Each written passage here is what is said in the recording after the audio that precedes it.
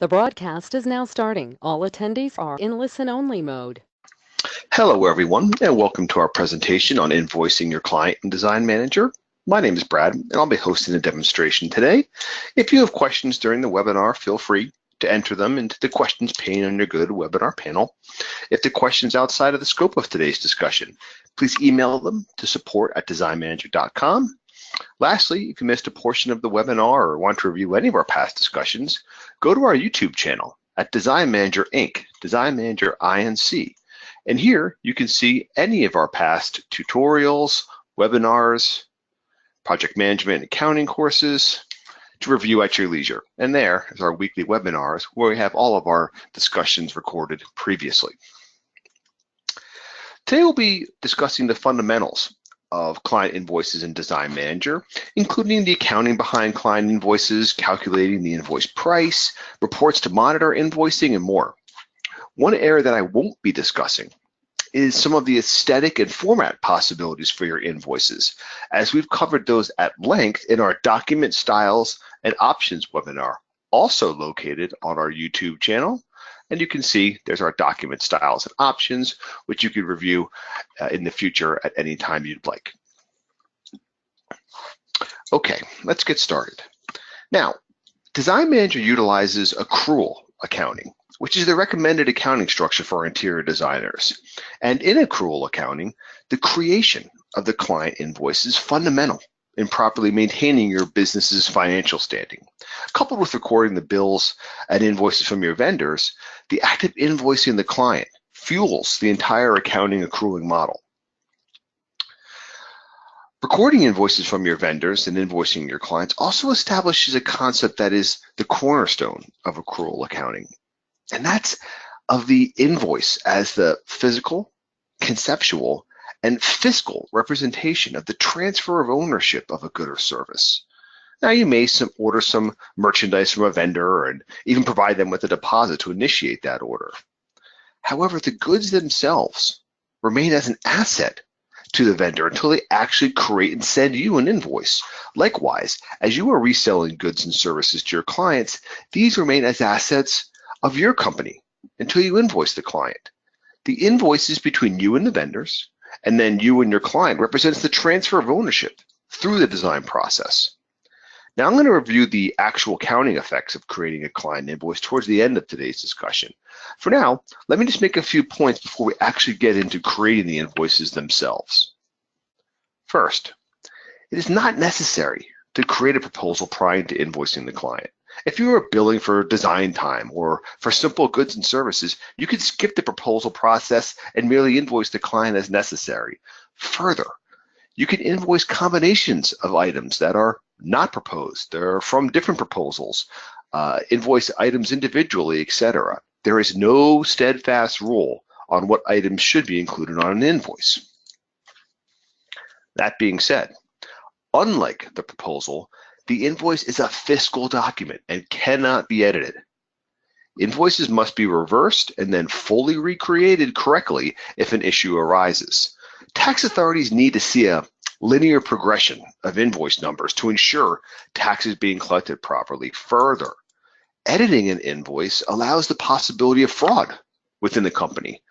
If I was so inclined, I could create an invoice, send it to the client, edit it to reduce the amount, and then keep the excess funds once the client remits payment. So, and here's the catchphrase of today's webinar: do not invoice the client until the goods and services have been approved, shipped, received, installed, etc. by the client. If you need to develop a design concept with the client, pick or change fabric, review treatments, select merchandise, etc., use the proposal, as it's a living document that is editable and it's designed to communicate changes in the project design to the client. You can request and receive funds for goods as deposits on the proposal, and you can even do so multiple times if warranted. You should not invoice the client until you are fully ready to transfer the ownership of the items to your client. Okay, all of that aside, now, obviously, we need specifications for the goods and services we will be invoicing the client. Now, since today's webinar is focusing on the invoice process itself, we're going to use existing specifications to keep ourselves on schedule. If you have questions on entering specifications, again, use our YouTube channel to watch past webinars and handy tutorials. Call or email support, or just stay tuned for another appropriate webinar in the near future. So let's get down to adding invoices. Let's explore the process of creating invoices, and let's pay particular attention to some of the features that I find are often overlooked.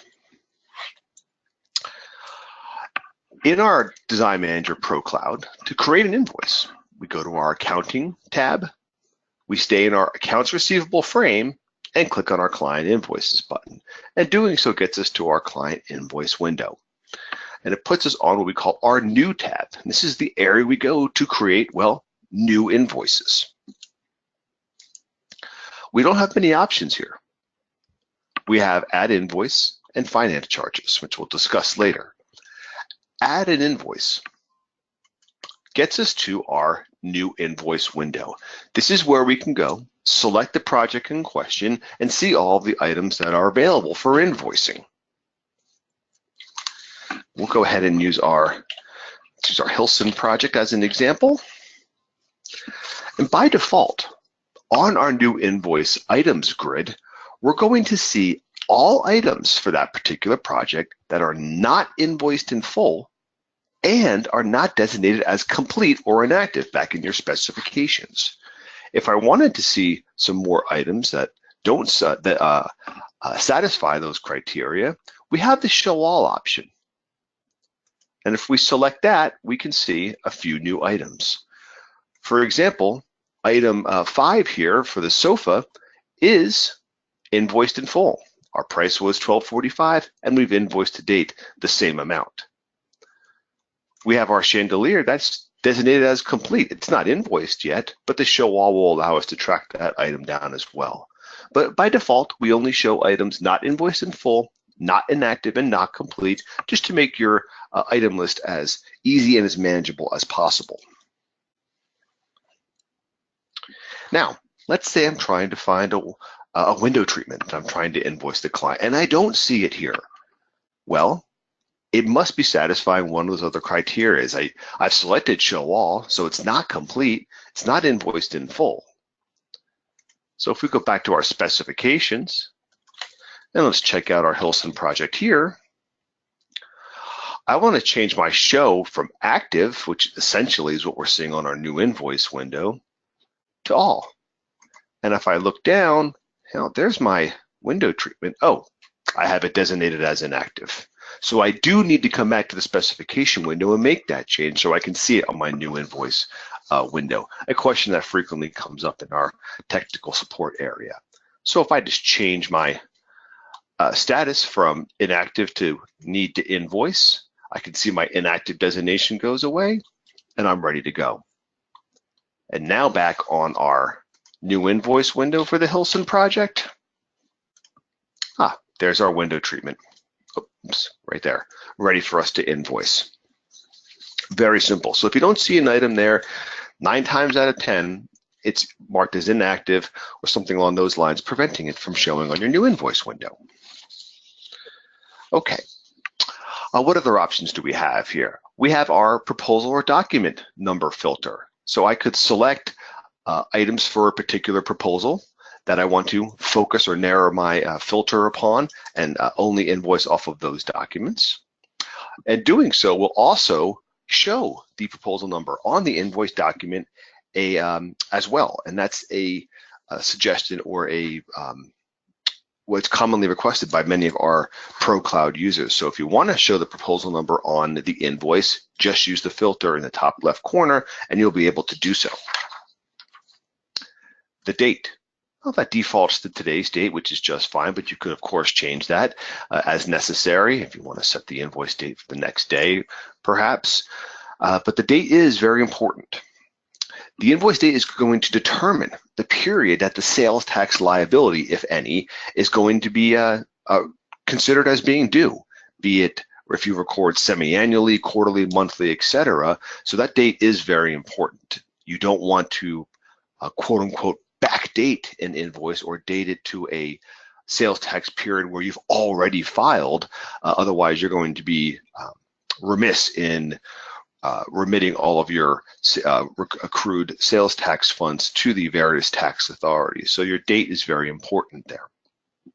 Now, the fiscal activity of the invoice, however, is determined by the selected fiscal month, which we'll see shortly.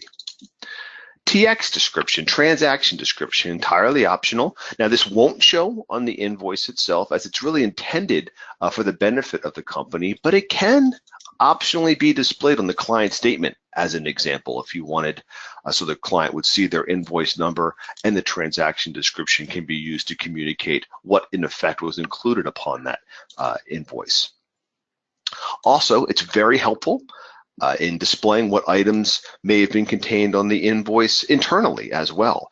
So if I'm looking at my list of accepted or existing invoices, as we'll see soon, having a transaction description there, even in brief, can really help you to understand what may have been included on an invoice created even months prior. The manager or salesperson, now this defaults from the project itself. If we look at our Hilson project, we can see there's our salesperson or designer code of Wolf, and that's what we're using here as well. It's important to understand that this employee is also going to be credited with the invoice or the sale on a report such as the commission report if your company uses those types of things. You have all of our columns are listed on the new invoice window as well. Let's take a look at what information here is shown to us in brief. We have the tag or selection column, which we'll get to momentarily. The location, you can see both the location name and code, the unique reference number within the project, proposal number if the item's already on a proposal, a thumbnail of the image, the description, the item status, the estimated quantity and price, and then any of priorly invoiced values could be listed next, the invoice quantity to date and invoice to date. As we saw back on our sofa, our price and our invoice to date match because it's been invoiced in full. Then we have the invoice quantity and price to be invoiced. That's what's going to be currently invoiced now. Whether or not it's an override mode, which we'll see, then we break down the invoice price into its constituent component types. Merchandise, freight, crating, etc. are my examples. The time entry date, if it's a time billing item. Then you even have some additional information just for your reference, estimated and actual costs, estimated pricing, requested and received deposits as well, along with the sales category. And for those items that have been included on an invoice, you can even see the last invoice number and date as well. So there's quite a bit of information at your fingertips here just on the new invoice window. And as in most grids in Design Manager, you can sort and search on the columns by clicking the column heading. If I wanted to sort by location, I could just click on the column heading. I could search by simply typing. If I wanted to jump down to the wine cellar, just start typing, and you can see I highlight and jump down to the wine cellar. And you can do the same for the reference number, but notice, no matter what, no matter how I'm sorting my grid, we always keep items invoiced in full at the bottom. So our item for the sofa is always going to be at the bottom of the list. We don't want to interfere with your nice, tidy, uninvoiced item list by having items previously invoiced inadvertently included. So we keep those at the bottom, no matter how you're sorting or searching on the item, the new invoice items grid. And you can do the same for proposal, description, status, etc. And we'll leave our sorted by reference number just to make it easy for us. Okay, from here, we can jump off of our Invoice tab to our Remarks tab, and there's even more information here. These are the default Invoice Remarks. These can be defaulted from the project, but can be edited as desired. I have a very standard set of remarks being listed here, but I've also created a glossary by clicking on my search icon, where I have a few other invoice remarks that I use time and time again. So I can go ahead and select my Invoice 1 remark, choose, and throw it right in there. So I've seen very adept firms make a whole bunch of invoice remarks. They use sort of as a catalog of remarks and even proposals as well. And they just enter in the ones that they needed right off of the remarks glossary to make their entry for the invoice as fast as possible. A very handy and a unified and consolidated way of handling those types of remarks. On the Remarks tab, we have another layer of sophistication from here. We have our Advanced button in the bottom left corner, which actually brings us to the Project Advanced Options window for our Hilson project. By clicking the Advanced button, we'll always be warned that making changes on this window may affect the pricing or other options on the items. So we have to click OK here to acknowledge that. And that gets us to our Project Advanced Options Invoice tab for the Hilson Pocono home. Now, all of these options default from, again, the company advanced options themselves, but can be customized on a per project basis. So if we look at our company information and settings, advanced invoice, this is the global template for which all new projects inherit, and then we can customize them if desired on a per project basis on the Project Advanced Options window. There's a lot of information here. So the our help guide shows all this these settings in detail.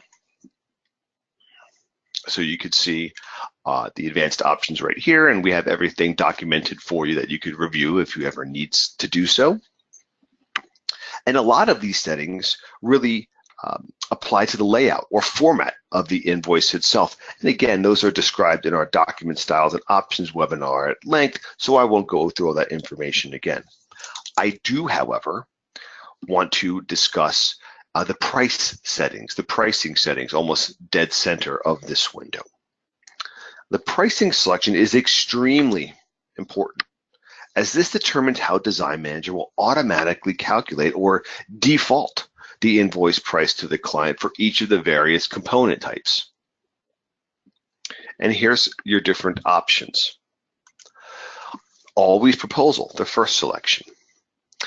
This takes the current estimated price in the specifications for that particular component type. So whatever I'm typing in as the price for merchandise for the Hilson project in my specifications, that's the price that Design Manager will default on the invoice window. The next option is Always Actual. Here, Design Manager will calculate the invoice price to the client based upon the cost from the vendor invoices recorded against those items or item. If the cost has gone up or is more than we assumed from the vendor, Design Manager is automatically going to pass on that increase to the client. If the cost has decreased, Design Manager will pass the savings on as well.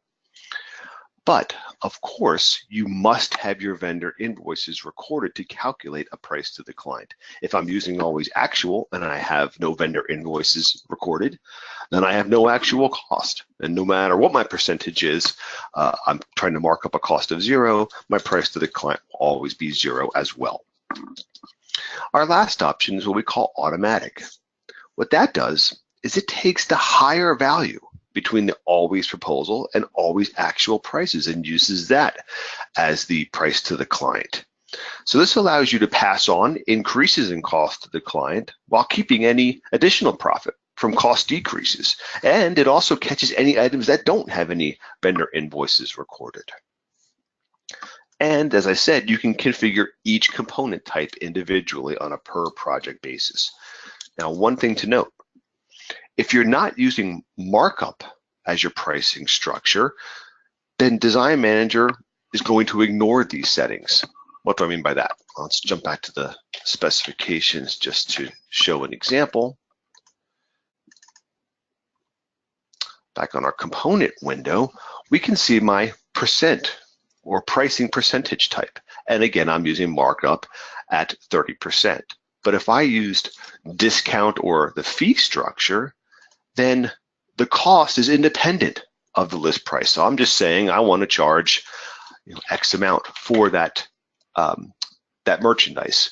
So I'm going to be superseding any of the pricing, the invoice pricing settings that we just discussed. I'm basically always going to be using the specification price. So I do want to point that out as well. Lastly, as you're using the Pro Cloud platform, if you make changes to the pricing settings on your Project Advanced options, you will then need to use the Update Items feature to indicate the price change for existing items, or simply edit and save the item or items themselves to recalculate that pricing structure.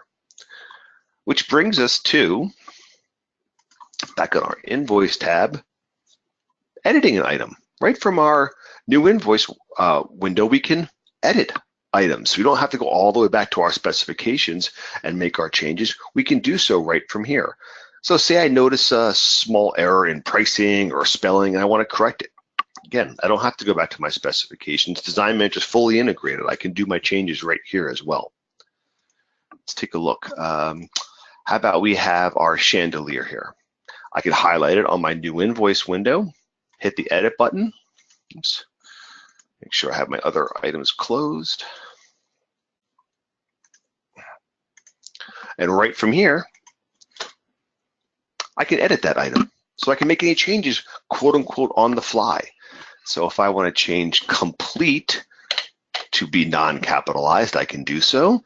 And I could even add additional cost or pricing changes. Let's say we have $200 of installation charge, $200.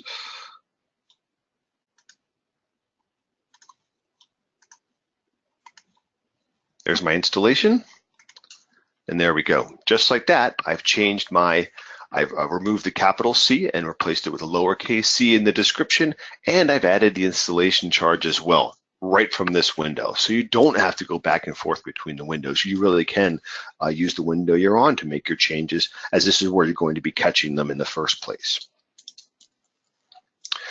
Besides editing, we have another option here. This is called override. As I just mentioned, Design Manager attempts to determine the proper amount to invoice the client based upon those settings in our pricing tab.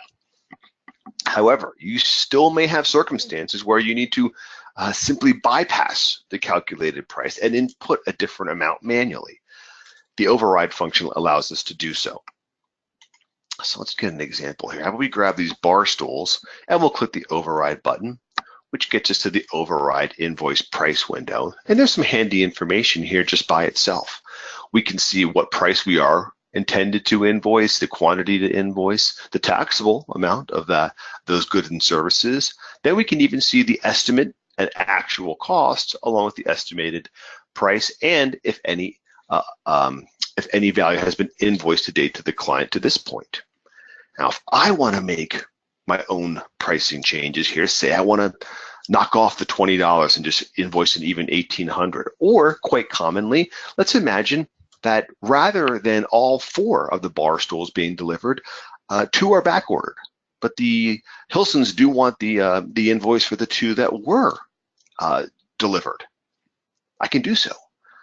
I can click the override option, and you'll notice now a few of our fields become editable. So by clicking the override option, I'm acknowledging that I'm taking it out of Design Manager's automatic mode, and I'm going to be manually calculating the values myself. So I could simply change the price to invoice if I wanted to. Design Manager will always take the price to invoice and recalculate the taxable amount. But I can also use a handy feature. So say I'm not invoicing the quantity of 4, but I'm doing 2 because 2 are back ordered. I can then use the recalculate button, and Design Manager will allow me to recalculate the price to invoice and taxable amount based upon the quantity to invoice. Very handy if you have, let's say, 75 yards of a fabric and you're only invoicing for 13. Design Manager will do all of the math for you. And if we click OK, we can see a check mark in our override column, so that easily allows us to determine what items are in override mode. And we have the new value listed for us as well. Okay, now going all the way back to our tag column. This is the area where we select the items that we want to include on a particular invoice. And as we do so, all I have to do is make a check mark in that tag column. Our totals in our bottom left corner of the window automatically recalculate the price, sales tax, deposit being applied. The only one that does not change is the retainer field. That's one that I can type in manually, which we'll discuss in a little bit. And those values continue to recalculate as we tag other items. And if I have the item as tagged, not only is the green check mark shown, the entire item itself is highlighted in green as well, so you can easily determine which items you've selected so far. But if I have 10, 20, dozens of items to tag manually, that can get a little tedious. So we do have options under our tag feature to automatically select a variety of items as quickly as possible. Let's see what those are. So for example, I could tag all items that have not yet been invoiced just by clicking OK, and Design Manager selects or tags them all for me. If I did that in error, I can go back and I can untag them all, and Design Manager will remove the tag feature. And you can see you have lots of different options. You could tag for a particular location. Let's say the wine cellar. And Design Manager will just select those particular items. And you can do so for an individual item or items. You can do it by a particular status. Very commonly, you might want to get everything needs to invoice.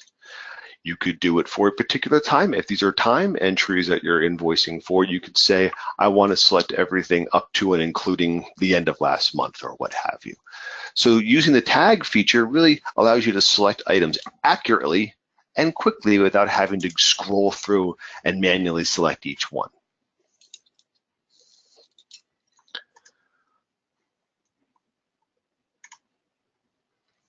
Okay.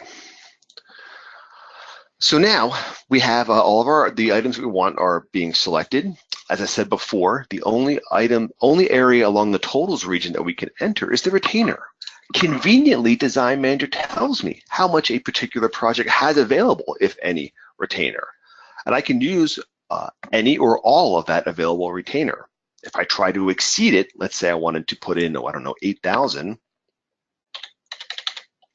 Design Manager would automatically warn me and prevent me that I'm overextending that retainer value. But I could put in something like 2,000. And by typing in, the balance due is automatically recalculating, and I'd be allowed to proceed here with no problem. What other options do we have down here? Well, we have our layout feature. This allows us to arrange items within a location or even locations within the project. And conveniently, this would affect any invoices in the future and would also affect proposals or those types of things. So the layout window is universal for a particular project. And there we can see. So we see all of our locations, the items within the locations. If I quickly wanted to see all my items, I could expand all.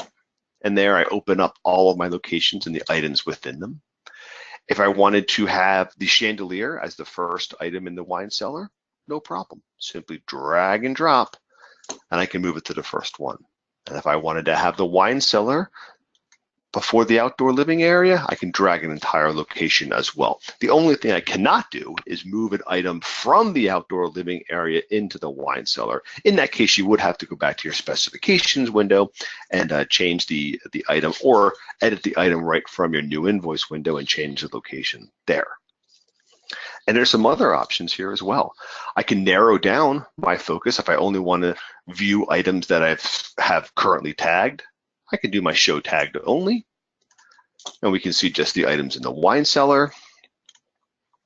We can also have some control over how descriptions or locations appear on the printed document itself. For example, let's say that the stone bar table is at the end of page 1 and the description is going on to page 2, and simply aesthetically we don't care for that.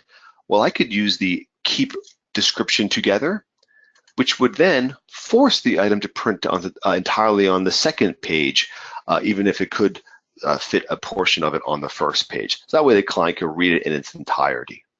Very similarly, you have the page break before. Let's say that the wine cellar is beginning way at the bottom of page 3. I'd rather have it print at the beginning of page 4, and I could do so with the page break before option. So you do have a lot of flexibility in how your information is being displayed on the invoices. And if you come in and you simply want to start fresh, you can always use your undo sort, and Design Manager will get you back to how it was originally. So the arrange items or layout window is really handy in manipulating how things appear on the documents themselves.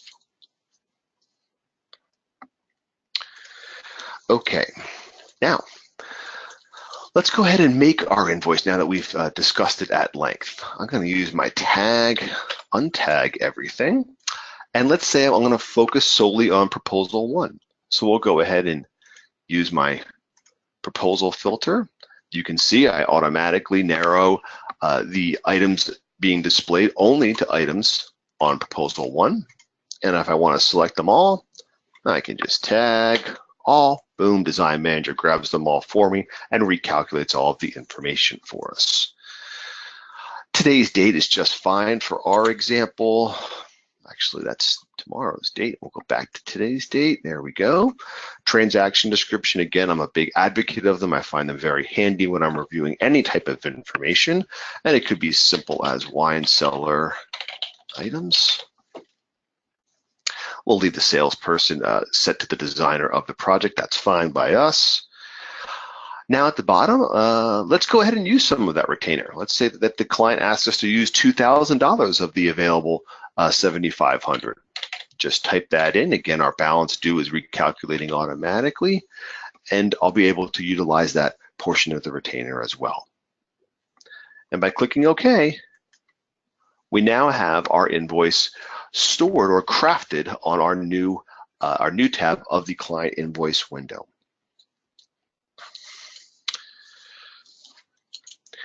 But this is very important. Right now, this invoice is not quote unquote posted. It's not yet fully integrated or processed into the Design Manager accounting. From here, I can continue to add as many invoices I want for other or this client themselves.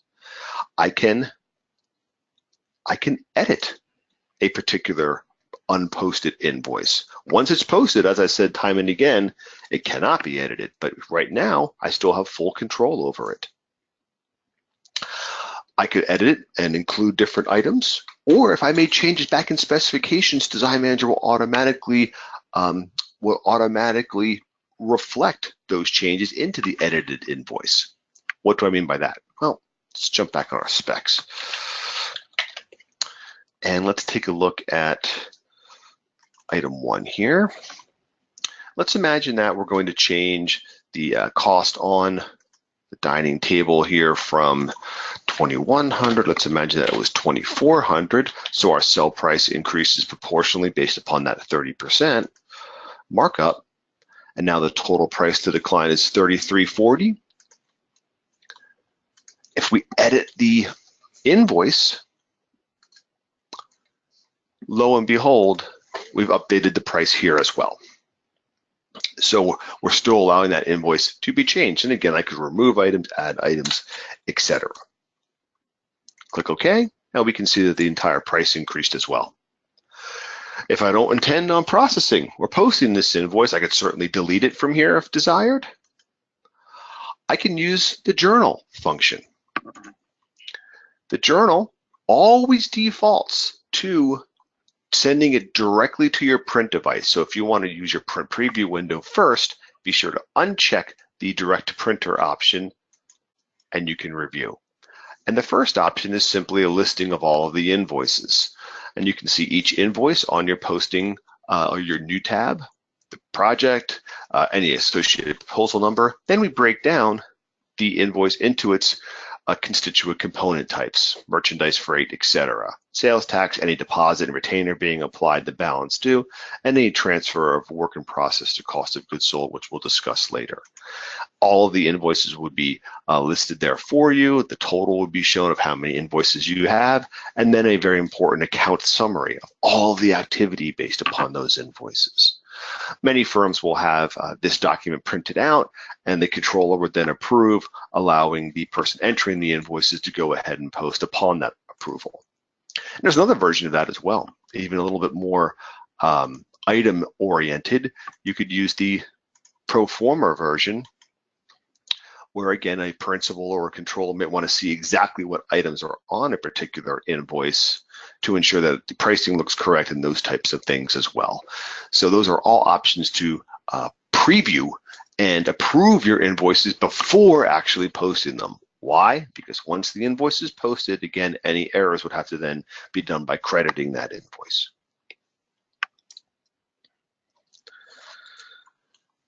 I did mention the fiscal month. This is the period with all the activity which we just saw in the accounting summary will be entered into in our financials. I am on a calendar year end, so my fourth period corresponds to April being the fourth month. But if you're on an offset fiscal period, that will be shown here. And it allows you to also back post if I wanted to, if it was the 2nd of April versus mid-month that it is currently, I may want to finish my invoicing in March, date my invoices in March, and post them into March as well. But that activity is very important and is controlled by the fiscal month setting in the top corner. And now, after all that, we can finally go ahead and print the invoice by clicking the Print Post button. From here, we can select our version. I have it set for the modern format, which is my preference, but you can see all the other options are listed here as well, which I go in again in great detail in the documents and format and layout webinar.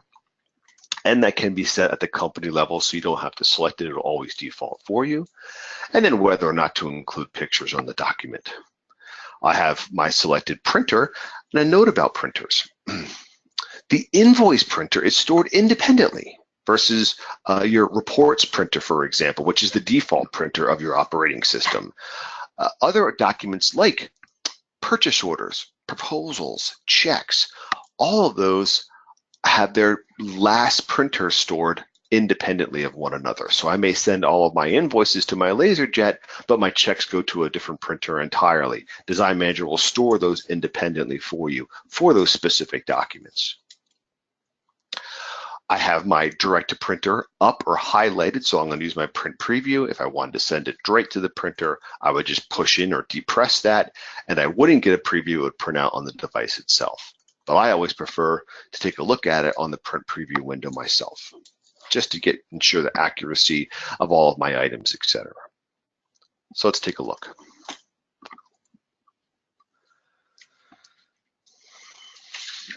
And there is our invoice as we have generated so far. And again, a lot of these options and settings and configurations I go over in the documents webinar, but from here I could print out a copy. I could email and export. I could email directly to the client if desired.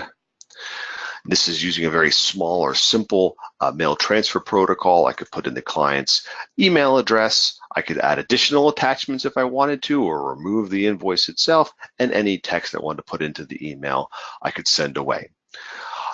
Pro Cloud users, you're going to send a copy to the client, but you're also going to get a copy to your default email address as well. That indicates that, hey, you sent the email out there, you got a copy, let's presume the client does as well. Plus, you can then control that invoice email within whatever email program that you prefer, Outlook, etc. You could also simply export into a PDF, Excel, what have you, and we're ready to go. Once we review all of the information for accuracy, we're happy with the invoices themselves. To truly post them, we simply close our print preview window by clicking the X in the top right corner, and we're always going to be asked to accept or reject. If I reject, the invoice will remain on our new tab. until we remove, edit, or print and post. But once we accept, notice that we drop the invoice from the new tab, and now it's listed on our existing tab with all of our other invoices that were previously recorded. Again, when you go through the accepting process, be sure you are ready to commit the invoice into Design Manager. To correct any fundamental issues now, we're going to have to credit the invoice and recreate, as we'll see very shortly. But I can, of course, reprint an existing invoice. Reprinting is making an exact copy of the invoice as it originally existed. And we do so right from our existing tab. So let's say we wanted to make a copy of invoice 10,001 that we made a few months back. To reprint, just highlight it on our existing tab and click the reprint button. And you have some features here. Again, select the format that you desire, whether or not to include pictures, you can certainly do so. All we're doing here is making an exact copy of that invoice as it was originally created. But you have a few other options here as well. We could email directly the invoice directly off, just like we saw on the generation of the invoice previously, so we could send one off without reprinting it. We also have the option to show payments. This can be used to provide the client an accounting of the payments received and applied to the invoice, while also giving a current balance due. I can also use my updated remarks. I could put in additional remarks if desired, and then I could choose to permanently record those remark changes with the update remarks option.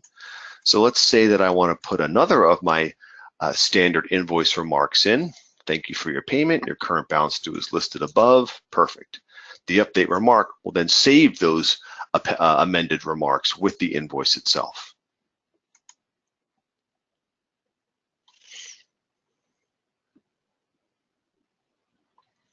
And if we jump to the end, we can see our updated remarks, but I can also see the payments that I've received so far. So I have a payment back in January, which corresponds right to my payments column on my existing invoice window, and the current balance due as well. So the show payments option really provides a de facto statement or a balance on the invoice itself, as it lists any and all payments recorded thus far. And if we went to go reprint that invoice again, we'd see we have our updated remarks that we had opted to change previously. Now, since invoices can't be edited, a variety of information can be updated to prevent the need from reversing or crediting an invoice, again, which we'll discuss shortly, and recreating the invoice. You can use the update button to propagate such changes into an invoice. So let's take a look at our invoice 10,001 here.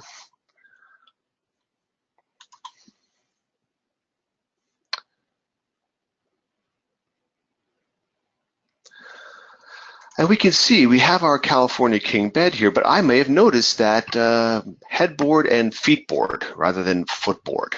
Okay, I certainly don't want to send that to the client, but I don't want to have to credit this invoice or recreate it. In fact, I can't, as we'll see momentarily in this case, but I do want to have that embarrassing spelling mistake changed. Okay, piece of cake.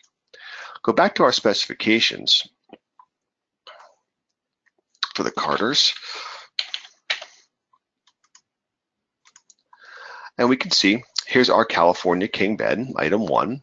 We're going to edit that. And let's change feetboard to footboard. Click OK. Close our specifications, go back to our update, and now I want to update descriptions to match my specifications. Yes, I sure do. If I just select that, all of the specifications would be updated, the descriptions therein, or I could select just item 1 if desired. I can also update the layout or the arrangement as we discussed with the layout button, or I could change them. If I did change my locations of my items, I could update that. Again, I could update the remarks, or even the transaction description. If I failed to enter one, which I clearly did here, I could put one in now. Click OK. It's going to warn me. That's going to make some changes to my items in the invoice. So I process it. I can immediately see my transaction description being updated. And now if we reprint,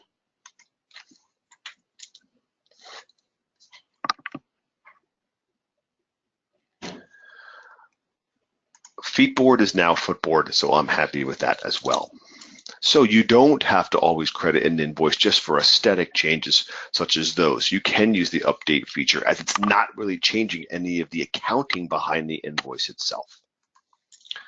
Okay. What other features do we have from our existing tab? We saw how we could reprint. We could also do a multi-reprint. Say I wanted to print out, say I neglected to print a whole batch of invoices that I just printed.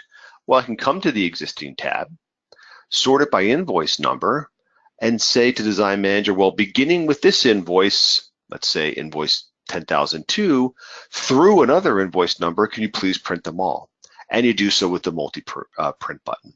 So I could say, starting with invoice 10,002 through invoice 10,005, reprint them all. And this will send directly to the print device for you. I'm not going to do that right now, of course, but that's how it's done.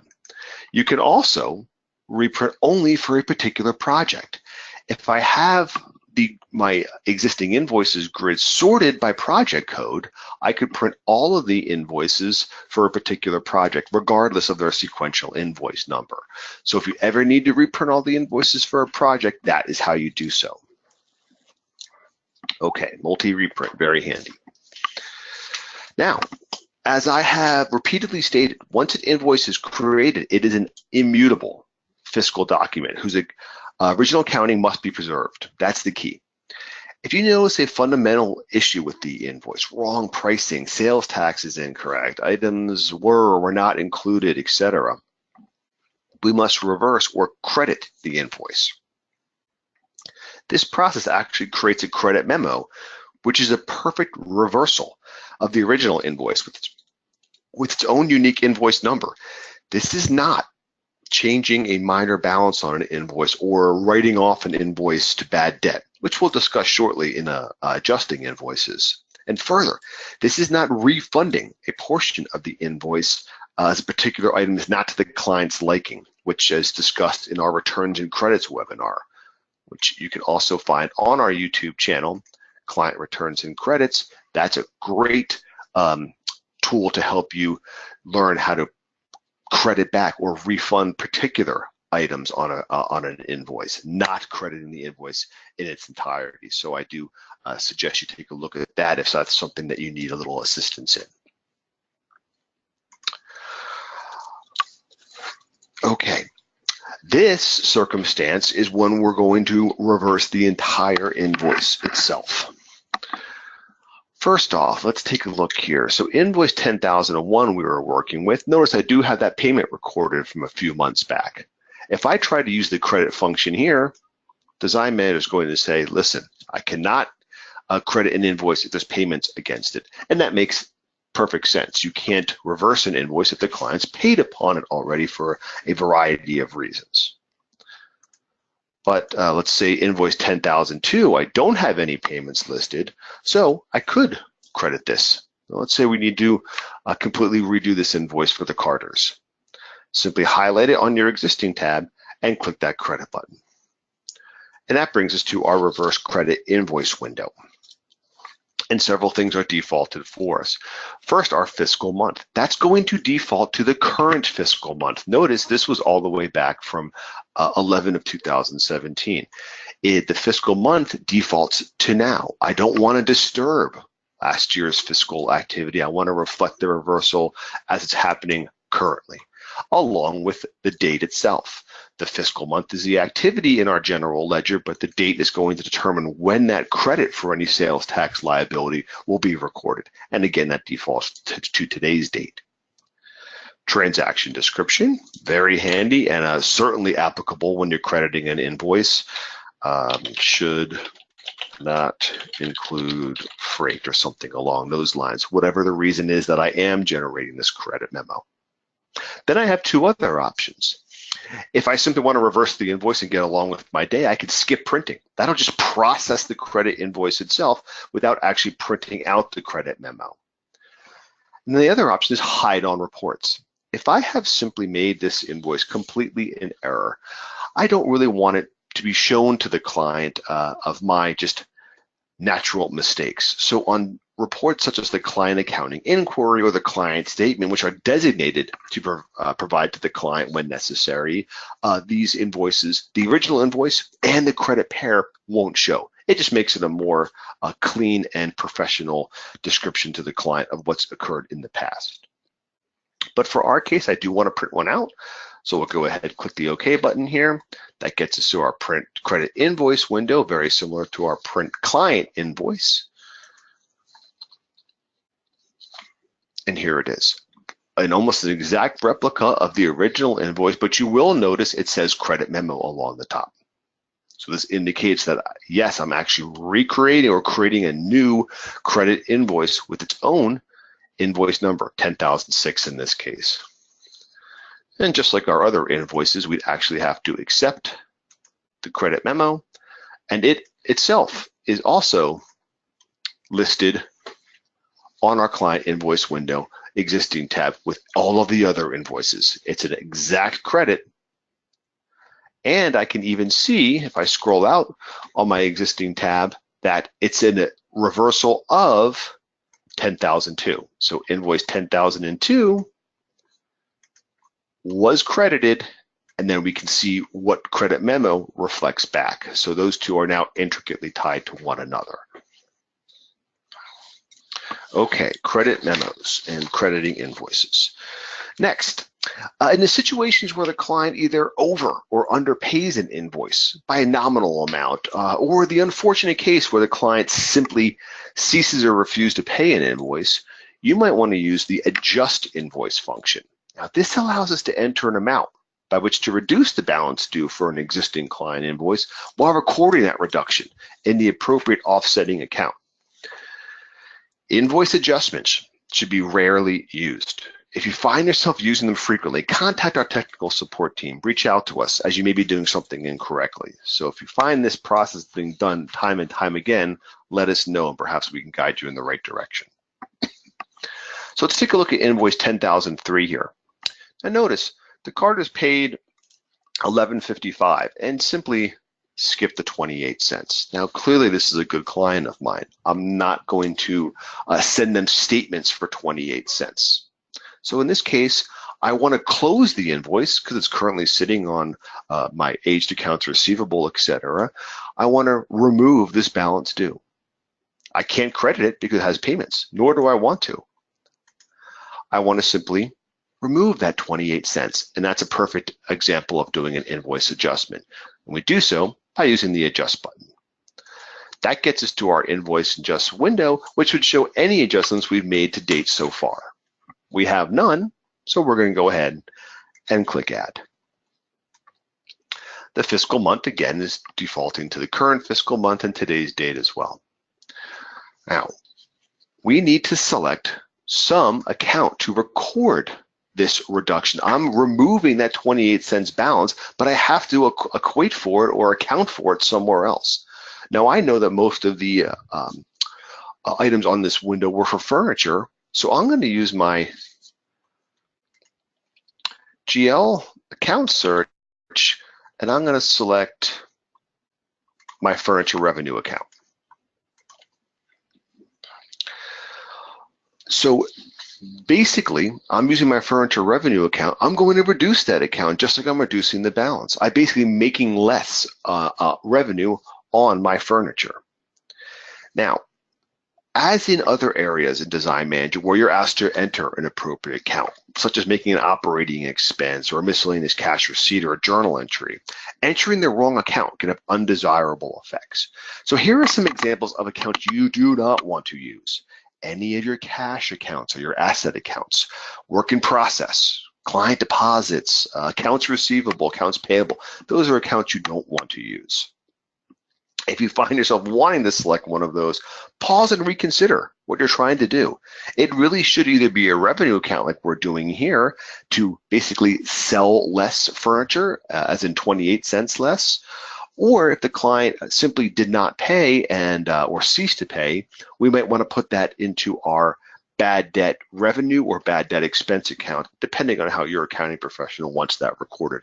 Either way, it's reducing your total net income. Transaction description, nominal underpayment. The adjustment, it's the only area that I can type in my totals region, and I would indicate the reduction with a minus and then put in my 28 cents, and my adjusted balance due goes down to 0. Perfect. Click OK. I can see my adjustment on my invoice adjustments window. And now in my adjustments column, I can see it here as well. But notice that the balance due is now down to 0. So I'm simply removing that balance by just saying, hey, I'm not going to worry about the 28 cents, so I made a little bit less on furniture this year. If I did this incorrectly, or perhaps I made multiple invoice adjustments when I should not have, you can review them right back on your invoice adjustments window and even void them if desired. Okay, client invoice window in detail. Now, what happens to our financials when we make an invoice? Let's take a look at our new invoice 10,005 that we've been using as our example today. The accounting behind all of this, in the simplest terms, is that upon recording the invoice from the vendor, the cost of the goods and services go into your work in process asset account. On our account glossary, there's our work in process asset account. Rather than going directly into cost of goods sold, think of your work in process as predetermined inventory, things that you've bought from a vendor that are going to a specific project already. In effect, the merchandise or service, quite honestly, is owned by your company, and therefore it's an asset. We've replaced some of our cash with that merchandise. We just reallocated our funds. This activity is going to stay in work in process until you create the invoice for the client. At this point, the cost of goods sold moves. The cost of the goods and services moves out of work in process into the appropriate cost of goods sold account. Think about it. You've now truly sold it, and that's the cost of doing so. Simultaneously, you record the revenue into the proper sales accounts. You're going to incur any sales tax liability if applicable. You're going to relieve any deposit you've collected from the client, which reduces the balance due of the invoice. And all of this activity is encapsulated in the act of creating that client invoice. Why? Well, doing so prevents huge swings in net income. If accrual accounting didn't unify the accrual of cost of goods sold and revenue, you'd have months of low or even negative income in the beginning of a project because you're paying all of your vendors and you're accruing all this COGS, yet you have no revenue to back it up. And later you're going to have large net incomes because you're going to be invoicing the client, showing all sales with no cost of goods. So by having it happen simultaneously upon invoicing the client is really the magic of the accrual accounting model. And you can see, here's our total sale for our invoice. Sales tax, that's us a deposit. Net invoice. Many accounts are affected just by that invoice. Let's take a look at our transaction search off our general ledger frame. Let's change our type down to client invoices. Let's take a look at that invoice. Look at all the things look at all the activity that occurred just by creating that client invoice. Our 40,000 accounts are all of our revenue accounts. So we can see 2340 into lighting, 5200 into furniture, freight, installation, all have their own revenue effects. Here's our sales tax collected. That's $498.72. That's going into our sales tax liability account, which we will owe to our tax authority in the near future. The cost of goods sold accounts are in our 50,000 range. And I've got corresponding accounts for all of the sales accounts. So I have my lighting cost of goods sold my furniture, my freight. The difference between those two accounts is my profit, is my net income. All of those cost of goods sold accounts are balanced by the work in process. So I'm taking that money out of my work in process, and since I have truly sold it to the client, it's going into my cost of goods sold.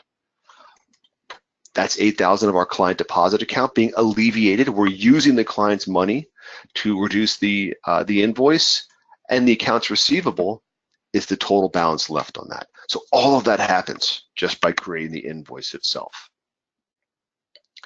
Now, if we look a little deeper, I have two reports. I have our income statement and our balance sheet right before I posted that invoice. So if we look at our income statement prior to making that invoice, we can go print another income statement off of our general ledger financial statements, income statements. Notice all of these various revenue accounts have now increased or changed because of our invoicing. We even have some that are reduced by our credit invoice, but the invoice does that automatically. And there's our cost of goods sold increasing. We can see we had very little until we made our last invoice. Then all that activity comes out of work in process. And the same occurs on our balance sheet, which monitors our accounts receivable, work in process, sales tax. So here's our balance sheet prior to the invoice. And if we run it again, whoops, that's our cash flow. Notice that our accounts receivable has increased slightly. Our work in process has decreased quite a bit. Our sales tax has increased, etc. So we can see all of these fundamental changes that all happen simultaneously upon the creation of that invoice. Okay, lastly, what reports assist in the invoicing process? Some can show what items need to be invoiced to the client. Others can be used to analyze invoices that have already been generated. First, a report handy in determining what invoices need to be created can be found under your project management folder, order tracking tab, and it's called the pre-billing report. Since it's a little difficult to track that one down, I always suggest to add it to your favorites so you can immediately get to it as needed. And the pre-billing report allows us to filter down by client or project or a particular designer if desired, showing the full description. The pricing details will just break down the item price itself into its component types. And then what types of items do we want to include on there? All of them that have not been invoiced in full? Items with an order date, well, that's important because they've certainly started the design process in the fact that I've made a purchase order, or even more importantly, items with a vendor invoice date. These are items that not only have I made a purchase order, I've gotten the bill and recorded the bill from the vendor. So the desire to invoice the client will be very important at that point. But if we just take a look for all items, we can see the report is grouped by project. We can then location within project. We can see all the items, the estimated price, what's been invoiced to date, if anything, and then all of our future amounts as well. Now, some of these are very early on in the design process, still in the specifying range, while some have progressed a little bit farther. So if we run the report again with the vendor invoice option, perhaps, we can see one, all of our items, at least in the Hilson Pocono home, are now at that need to invoice range, and we're really focusing on items that have progressed throughout the design process a lot farther. Very, very handy report that allows you to easily review for yourself or with any principal or other designers what items are ready for invoicing. Now, that kind of goes hand in hand with another report under accounts payable called our work in process. Remember, work in process is all the cost of the vendor invoices that we've paid out that have not yet been invoiced to the client. So this is going to show all components where we've recorded a vendor invoice but not yet invoiced the client. This is very analogous to the pre-billing report with that vendor invoice option. But in the case of the work in process report, we're focusing on the cost rather than the billing amount to the client. the total of the report is going to match our work in process account for the same period. Let's take a look. And remember, there we go. We can see there's our items for the Hilson and the Carter's Pennington home that we've already recorded the vendor invoices for, but not invoiced the client. Very similar in this phase as our pre-billing with the vendor invoice option on here. Some other reports to review our invoicing process. Aged accounts receivable. This is going to be all of those invoices that we've generated that we've not yet received full payment upon. So I made the invoice. Where am I in the payment life cycle? Very important. The sales journal. This is going to list all of the invoices within a particular fiscal period. And we can do so by invoice number. So this will show all the invoices we've created in fiscal 4 or April. Shows all the invoices at the top, very similar to our journal that we saw a little while back now, along with a sales category summary. That's going to show all the invoicing based upon the item sales category, and conveniently any invoice adjustments will be listed down here as well. And this is us removing that 28 cents from the invoice to the Carters. The sales journal can also be printed subtotal by project, and you can even see it with the invoice with the account detail as well. So now we see the invoices themselves and what accounts they affect upon creating that invoice. So the sales journal is a very powerful tool to analyze all of the invoices in a particular period. And lastly, one other report that I really enjoy as far as invoicing goes under our project management, profit analysis. We can run the profit analysis report sorted by invoice number. So let's take a look. Let's put our invoice number 10,005 that we just did. This takes our profitability for a particular invoice on a per item basis. So it allows us to see the items within that particular project and that particular invoice, see our estimate and actual costs, estimate and actual prices, and our true profitability. So if you ever want to know what was our profit on that particular invoice, here's a great way to do so. And with that, that brings us to our conclusion of our invoicing discussion today. I tried to review all aspects of creating, editing, and monitoring invoices in Design Manager.